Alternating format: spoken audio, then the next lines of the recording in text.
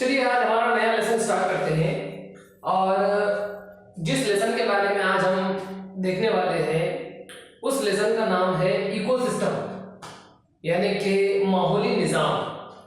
हमारे आसपास का जो माहौल है, जो सराउंडिंग है, इस पूरे सराउंडिंग को हम जो है वो इकोसिस्टम बोलते हैं, जिसके अंदर बेसिकली अगर देखा जाए तो इसके अंदर दो टाइप की चीजें होती है।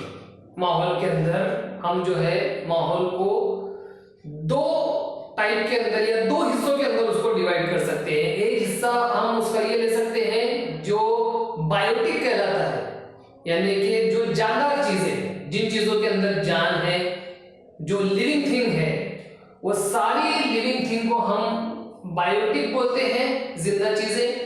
और जितनी बेजान चीजें हैं, जिनके अंदर, जो हमारे माहौल के अंदर मौजूद है लेकिन उनके अंदर जान नहीं है, जो बेजान चीजें हैं, नॉन लिविंग थिंग्स, उनको अबायोटिक बोलते हैं हम, और ये भी हमारे माहौल के अंदर मौजूद है। तो इकोसिस्टम बेसिकली दोनों चीजों से मिलकर बना है, बायोटिक भी और अबायोटिक भी। अब बायोटिक क्या होता है हम वो देखना है। बायोटिक मतलब जिंदा चीजें। हमारे माहौल में, हमारे सराउंडिंग के अंदर कौन कौन सी जिंदा चीजें हैं, उनको हमने सबसे पहले फिर तीन कैटेगरीज में रखी। जिंदा चीजों में पहले प्रोड्यूसर्स, कंज्यूमर्स और डिकम्पोजर्स। अब प्रोड्यूसर क्या होते हैं? प्रोड्यूसर वो होते हैं, वो चीजें होती है या वो जानदार चीजें होती हैं जो जानदार चीजें अपना खाना खुद तैयार करती है, जो प्रोड्यूस करती है। प्रोड्यूसर उसको बोलते हैं जो प्रोड्यूस करे, कुछ तैयार करे। तो अपना फूड, अपना खाना ये खुद तैयार करते हैं। इनको ऑटोट्रॉपिक भी बोलता है, खुद कफील, यानी अपना खाना, अपना फूड खुद तैयार करने वाले प्रोड्यूसर्स होते हैं। और ये प्रोड्यूसर्स जानदार होते हैं प्लांट्स, जो फोटोसिंथेसिस के जरिए, जिसको हम उर्दू में शुआई तरकीब बोलते हैं, उस शुआई तरकीब के जरिए से ये प्लांट्स मतलब प्रोड्यूसर्स जो है वो फूड तैयार करते हैं, कार्बोहाइड्रेट्स वगैरह जो है वो तैयार करते हैं, ग्लूकोज, कार्बोहाइड्रेट्स और इस तरह के दूसरे मटेरियल्स जो है तैयार करते हैं। तो ये जो प्रोड्यूसर्स होते हैं, प्लांट्स होते हैं, ये लिविंग थिंग के अंदर, बायोटिक के अंदर सबसे पहले इस पर आते हैं, जो प्रोड्यूसर्स होते हैं। उसके बाद इनकी प्रोड्यूस की हुई चीजें, इनके तैयार की हुई चीजें जो यूज करते हैं वो होते हैं कंज्यूमर्स, जानदार चीजों के अंदर, जिसके अंदर सारे के सारे हैवानात आ गए, चरिंद परिंद और इंसान भी इसके अंदर शामिल हो गए, जो कंज्यूमर्स में है, कंज्यूम करते हैं प्लांट्स की तैयार की हुई चीजों को, फलों को, अनाज को, दूसरी चीजों को, उनकी प्रोड्यूस की हुई चीजों को हम जो है वो इस्तेमाल करते हैं, खाते हैं जिंदा रहने के लिए। तमाम हैवानात, जिसमें इंसान भी शामिल है, वो इनकी तैयार की हुई चीजों को कंज्यूम करते हैं, खाते हैं, इसलिए कंज्यूमर्स कहलाते हैं। और ये भी माहौल का हिस्सा है। हमारा जो इकोसिस्टम चल रहा है उसका हिस्सा ये कंज्यूमर्स है। और कंज्यूमर्स को फिर हमने डिवाइड किए हैं तीन तरह के कंज्यूमर्स में, यानी जो सारिफ है, जो इस्तेमाल करने वाले, यूज करने वाले कंज्यूमर्स है, उनमें पहले आते हैं प्राइमरी कंज्यूमर्स, फिर दूसरी टाइप होती है सेकेंडरी कंज्यूमर्स, और तीसरी टाइप है टर्शियरी कंज्यूमर्स। तो इस तरीके से कंज्यूमर्स जो कि जानदार है, बायोटिक है, उनकी तीन टाइप मिलेगी। फिर बायोटिक के ही अंदर एक तीसरी कैटेगरी, एक तीसरी टाइप बनी है डिकम्पोजर्स की। अब डिकम्पोजर क्या होता है? डिकम्पोज का मतलब होता है तोड़ना, किसी चीज का तजजिया करना, किसी चीज को उसके अज्जा में जो है वो तोड़कर अलग अलग कर देना, आजाद कर देना, उसको बोलते हैं डिकम्पोज करना, तोड़ना। तो कुछ ऐसे लिविंग थिंग है जो डिकम्पोजर का काम करते हैं, उनको डिकम्पोजर्स कहा जाता है। जैसे कीड़े मकोड़े, खुर्दबीनी जानदार, माइक्रोब्स, ये ऐसे लिविंग थिंग है जो दूसरी लिविंग थिंग को, प्लांट्स की डेड बॉडीज को, जानवरों की डेड बॉडीज को, ह्यूमन बीइंग की डेड बॉडीज को, यानी सारी लिविंग थिंग जब मर जाती है वो डेड बॉडीज हो जाती है, मुर्दा हो जाती है, तो उनके जो मुर्दा बॉडीज है उन बॉडीज को डिकम्पोज करने का काम करते हैं ऐसे माइक्रोब्स। और ऐसे माइक्रोब्स जो है अपनी लाइफ जो है वो दूसरे जानवरों को तोड़कर उनको डिकम्पोज कर कर वहां से अपना खाना, अपना फूड जो है वो हासिल करते हैं, इसीलिए इनको डिकम्पोजर्स कहा गया है। ये लिविंग थिंग होते हैं और दूसरे लिविंग थिंग के ऊपर टिके हुए होते हैं, उनको डिकम्पोज करते हैं। तो इस तरीके से हमने बायोटिक की डिटेल ये देखी। तो ये पूरा इधर का जो भाग है, हमारे इधर का जो हिस्सा है वो बायोटिक पर टिका हुआ है। अब हमारे इकोसिस्टम के अंदर जो दूसरी टाइप हमने देखी है, दूसरा जो उसका जुज है या उसका कंपोनेंट है, पार्ट है, वो है अबायोटिक का। अभी मैंने आपको बताया कि अबायोटिक मतलब जिन चीजों के अंदर जान नहीं है, चाहे मिट्टी हो, चाहे वो दूसरी हवा हो, पानी हो, ये भी हमारे माहौल का हिस्सा है। पानी, हवा, मिट्टी, पहाड़, ये सारे जो है ये हमारे माहौल का हिस्सा है, हमारे इकोसिस्टम का हिस्सा है। लेकिन इन चीजों के अंदर जान नहीं है, किसी तरह की जो है लाइफ नहीं है। तो ऐसी चीजों को, ऐसे पार्ट को हमने अबायोटिक के अंदर शामिल किए। और अबायोटिक के अंदर जो है वो सबसे पहले आते हैं केमिकल्स, कीमियाई अज्जा। कीमियाई अज्जा यानी केमिकल पार्ट्स जो है उनको फिर हमने और डिवाइड किए दो हिस्सों में।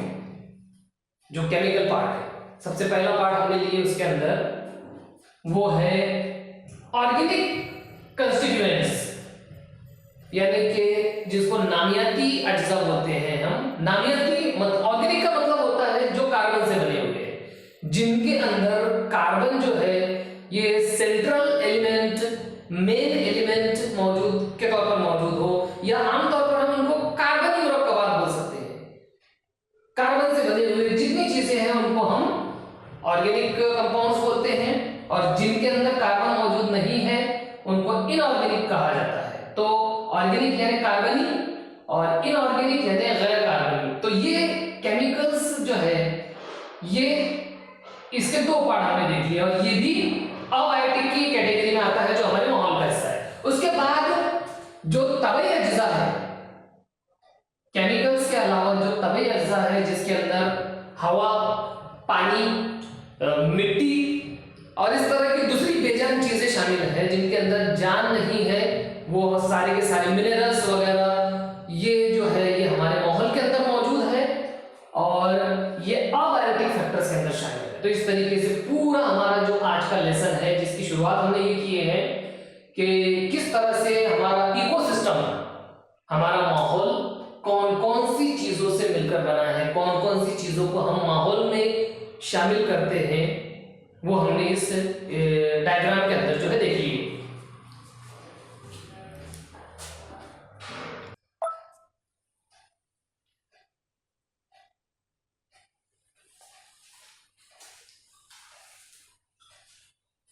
देखिए इकोसिस्टम के अंदर अब हमको माहौल को हमने इसके बाद दो कैटेगरीज के अंदर डिवाइड किया। हमारी अगली जो क्लासिफिकेशन है वो हमको ये बता रही है कि माहौल हमारा ये दो टाइप के अंदर है। पहला है खुश्की का इलाका जो जमीन का हमारा एरिया है, और दूसरा है पानी का इलाका जो एक्वेटिक है, जो पानी के ऊपर टिका हुआ है। पूरा माहौल जो है समंदर, नदियां, नाले, पूरा का पूरा एक माहौल पानी का बन जाता है जिसको हमने एक्वेटिक बोले। और दूसरा खुश्की का इलाका जो हमारा माहौल है वो बर्री माहौल कहलाता है। तो बर्री माहौल के अंदर फिर दो कैटेगरीज है। जो हमारा खुश्की का जमीनी इलाका है उसके अंदर घास के मैदान, मतलब ऐसा इलाका जो सूखा इलाका है, जो बड़े बड़े मैदान जहां पर घास है, सूखा इलाका है। और दूसरा एक माहौल, एक बड़ा एरिया जो जंगलात के ऊपर टिका हुआ है, घने जंगलात जिसके अंदर मौजूद है। ऐसे माहौल को हमने फॉरेस्ट के अंदर शामिल किए। तो जंगलात और सूखा इलाका या मैदानी इलाका जिसको बोलना चाहिए, वो मैदानी इलाका जो है वो एक टाइप हो गया बर्री माहौल का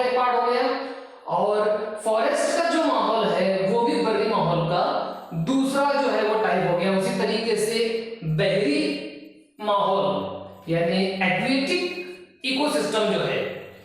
अब एक्वेटिक इकोसिस्टम के बारे में अगर हम बात करें तो एक्वेटिक इकोसिस्टम जो है, पहली टाइप इसके अंदर है मीठे पानी की, जिसके अंदर मीठे पानी का माहौल या मीठे पानी का इकोसिस्टम, और दूसरा है खारे पानी का, जो आमतौर पर जो है वो समंदरी इलाका या समंदरी माहौल जो है वो है, जिसके अंदर बहुत सारे प्लांट्स मौजूद है, अलग अलग टाइप के एनिमल्स, लिविंग थिंग्स जो है मौजूद है।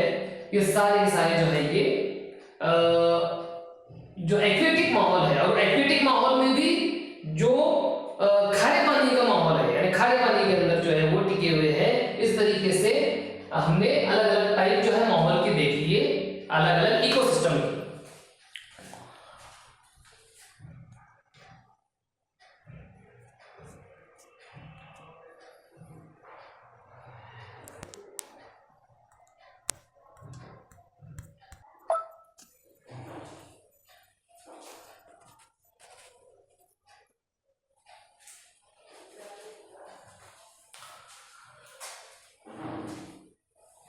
देखिए, चलिए हमको अब हमारा जो लेसन शुरू है इकोसिस्टम का, माहौल का, जिसके पार्ट हमने देख लिए।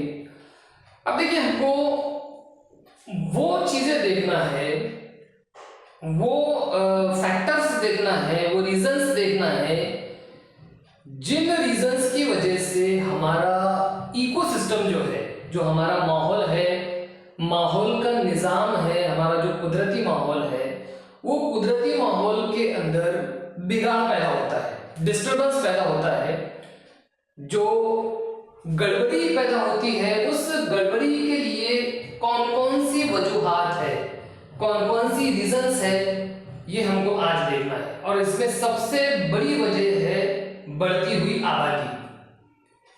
जो ह्यूमन पॉपुलेशन बढ़ रही है, इंसानी आबादी जो बढ़ रही है, वो आबादी की वजह से इंसानों की ज़रूरियात जो है वो बढ़ रही है, और ये ज़रूरियात जो है वो पूरी करने के लिए, उनको फुलफिल करने के लिए जो है वो इंसान की जो एक्टिविटीज़ है वो इकोसिस्टम को, माहौल के बैलेंस को जो है बिगाड़ रही है। और ये बढ़ती हुई आबादी की वजह से शहरकारी हो रही है, मतलब शहर के शहर जो है वो शहरों की बाउंड्रीज बढ़ रही है। जो जमीन खेती बाड़ी के लिए इस्तेमाल होना चाहिए, एग्रीकल्चर के लिए यूज होना चाहिए, उस जमीन को बिल्डिंग बनाने के लिए, इंसानों के रहने के लायक बनाने के लिए, इंसानों की जो रिहाइश है, जो उनके रहने की जगह है, उस जगह के तौर पर जो इस्तेमाल किया जा रहा है। तो शहरों का बढ़ना, इंसानी आबादी का बढ़ना, और उसके लिए इंसानों का जमीन को यूज करना, ये एक बड़ी वजह है जिसकी वजह से इकोसिस्टम जो है हमारा, वो इकोसिस्टम के अंदर गड़बड़ी पैदा हो रही है। This is the first reason, शहरकारी। उसके बाद उसी से जुड़ी हुई एक चीज है, दैट इज इंडस्ट्रियलाइजेशन, सिलत और उल्फत। बड़े बड़े कारखाने जो है बनाए जा रहे हैं जमीनों पर। उसके बाद उन कारखानों की वजह से जो केमिकल्स निकल रहे हैं, जो धुएं की शक्ल में जो है वो जहरीली गैसेस, पॉइजनस गैसेस निकल रही है, वो माहौल को खराब कर रही है। पॉइजनस मटेरियल लिक्विड की शक्ल में, सॉलिड की शक्ल में ये जो निकल रहे हैं, ये माहौल को खराब कर रहे हैं। तो इंडस्ट्रियलाइजेशन जो है, सिनतकारी जो है, बड़े बड़े कारखानों का बनना, कंपनीज का बनना, ये एक बड़ी रीजन है इकोसिस्टम को खराब करने में, इकोसिस्टम के अंदर, माहौल के अंदर बिगाड़ पैदा करने में ये एक बड़ा फैक्टर है। नेक्स्ट जो हमारे सामने मौजूद है, वो नेक्स्ट रीजन हमारे सामने है, दैट इज आमद और रफ्त, ट्रांसपोर्टेशन। सीधी सी बात है कि ट्रांसपोर्टेशन के लिए जो व्हीकल्स यूज हो रही है, ट्रक्स, गाड़ियां वगैरह यूज हो रही है, इन गाड़ियों से निकलने वाला धुआं, इनसे निकलने वाले जो है वेस्ट मटेरियल्स, ये सब कुछ जो है ये इकोसिस्टम को खराब कर देता है, बिगाड़ देता है। और लास्ट में जो रीजन हमको दिखा है वो रीजन है बड़े बड़े जो डैम कायम किए जा रहे हैं। बड़े एरिया के अंदर, एक बड़े इलाके में जो है पानी को जमा किया जा रहा है, बड़े बड़े डैम बनाए जा रहे हैं। अब वो डैम बनाने की वजह से जमीन का जो बैलेंस है, जो उसका जो नेचुरल बैलेंस है, वो नेचुरल बैलेंस टूट रहा है। और नेचुरल बैलेंस टूटने की वजह से इकोसिस्टम का पूरा जो निजाम है, पूरी जो उसका चेन है, पूरी जो उसकी जंजीर है, वो जंजीर जो है वो टूट रही है, उसकी गड़बड़ी हो रही है। उसकी वजह से जो है वो वेदर्स का जो मौसमों का निजाम है, मौसमों का जो वेदर साइकिल है, जो मौसमों का एक साइकिल चल रहा है, एक दौर चल रहा है सीजन्स का, वो सीजन्स का जो चेन है, जो जंजीर है, वो भी टूट रही है। और इस तरीके से इस पूरे इकोसिस्टम के अंदर गड़बड़ी पैदा हो रही है, जिसका असर इंसानी जिंदगी पर भी पड़ रहा है। और इसका असर जो है वो नबातात, प्लांट्स, एनिमल्स और पूरी लिविंग थिंग पर जो है इसका असर पड़ रहा है। तो यही हमने इस लेसन के अंदर, हमारा जो लेसन है इकोसिस्टम, इस लेसन के अंदर हमने यही देखे कि किस तरह से माहौल का निजाम, उसका तवाज़ुन, उसका बैलेंस हम कायम रख सकते हैं। और इस माहौल के अंदर जो है वो कौन कौन से उसके पार्ट हैं, एक पार्ट का दूसरे पार्ट पर क्या असर पड़ता है, नॉन लिविंग थिंग का लिविंग थिंग पर क्या असर पड़ रहा है, लिविंग थिंग का नॉन लिविंग थिंग पर असर पड़ रहा है। और ये पूरा असर जो है वो पूरे माहौल को, अगर ये बैलेंस में रहता है तो पूरा इकोसिस्टम बैलेंस चलता है। लिविंग थिंग का भी एक दूसरे पर असर पड़ता है, प्लांट्स का असर इंसानों पर पड़ता है, इंसानों का असर प्लांट्स पर पड़ता है, एनिमल्स पर, माइक्रोब्स पर, हर लिविंग चीज पर जो असर पड़ता है। इस वीडियो के अंदर हमने इस पूरी चीज को जो है समझने की कोशिश की है और इसी मकसद से हमने ये वीडियो बनाई है। अगर आपको ये वीडियो अच्छा लगता है, इसको लाइक कीजिए, ज्यादा से ज्यादा शेयर कीजिए।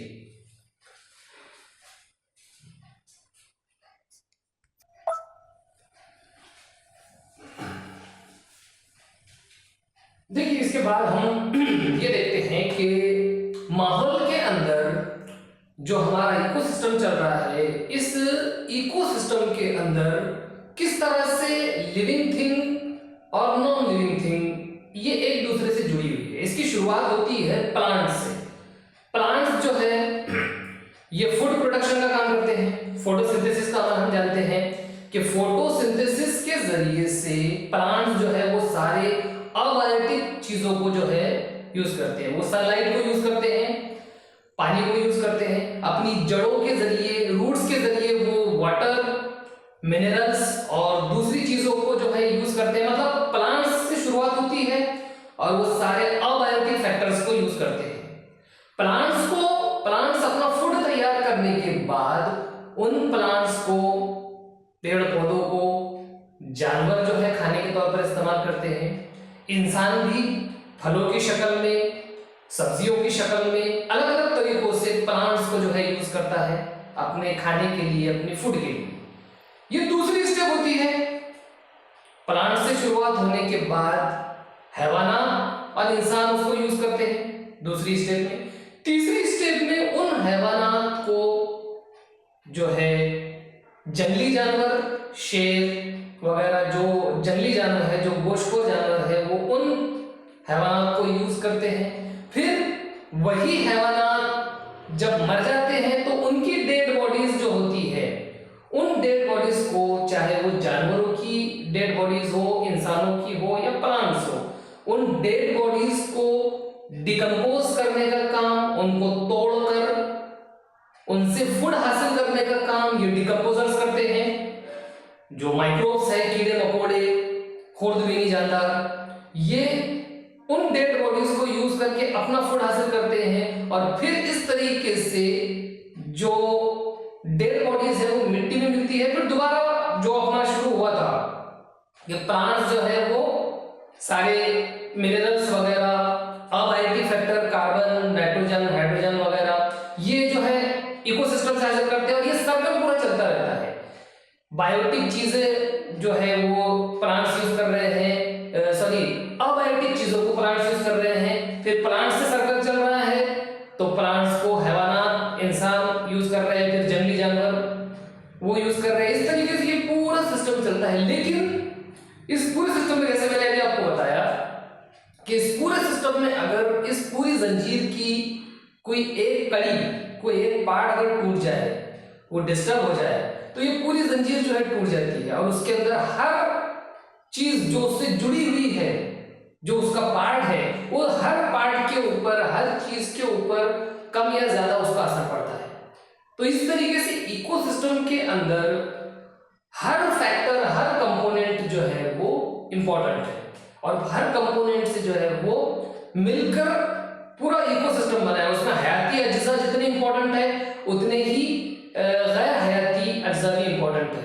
जो नेचुरल रिसोर्सेज हमारे हैं उन नेचुरल रिसोर्सेज जो है लिमिटेड है, उन नेचुरल रिसोर्सेज का अगर हम सही इस्तेमाल करें, अगर हम उसको सही यूज करें तो वो नेचुरल रिसोर्सेज हमारे लिए फायदेमंद हो सकते हैं और उनसे जो है वो हम फायदा उठाकर इकोसिस्टम को जो है वो सही कर सकते हैं। इकोसिस्टम का मामला जितना इंपॉर्टेंट लैंड के एरिया में है, खुश्की के इलाके में जितना इंपॉर्टेंट है उतना ही इंपॉर्टेंट वो एक्वेटिक माहौल में भी है। जो पानी का माहौल है, समंदर का माहौल है या दूसरे जो है एक्वेटिक माहौल है, उतना वो भी उतना ही इंपॉर्टेंट है क्योंकि वो डायरेक्टली या इनडायरेक्टली वो पूरे इकोसिस्टम से जुड़ा हुआ है और हर लिविंग थिंग जो है उसके ऊपर टिकी हुई है। तो इस तरीके से पूरा एक्वेटिक भी और लैंड का जो एरिया है वो भी, ये पूरा का पूरा जो है ये इकोसिस्टम का पार्ट है।